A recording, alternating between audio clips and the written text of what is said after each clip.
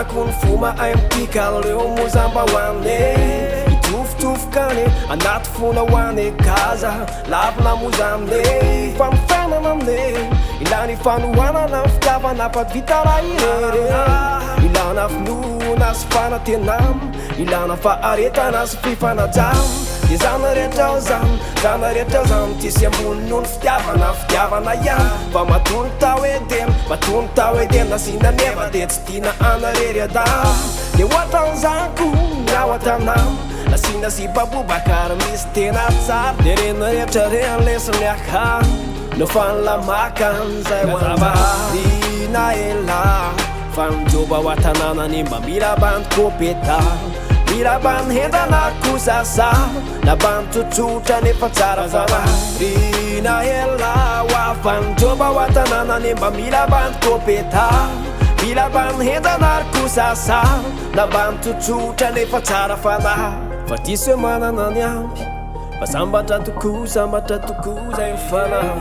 inamony olo marenao no misovy azy ianao dray no hoe manampiasy fa mety hoe izy tsy manambola fa ny fitiavana no nanany be dia be mety hoe izy mbola tanora ka ny fianarana aloiny am'izao ny mandeha matety anao nefa izy nefa mana sao tsy hota sa hoe velinao fa mbola ankizy nakody izy tsotry tsy de mikary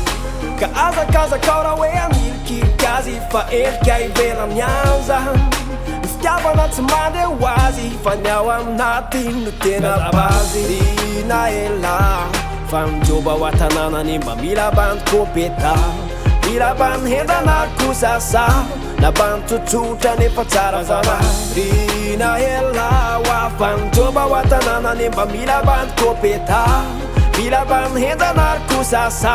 na bandy tsotsotra nefa tsara fana aye hazavarina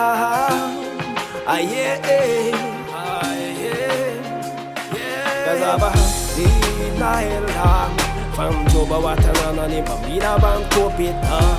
mila bandy hendana kosasa na bandy tsotsotra nefa tsara fana rina ela hoa fanjoba ho atananany mba mila bandy kopeta mila bandy hendana kosasa na bandy tsotsotra nefa tsara fana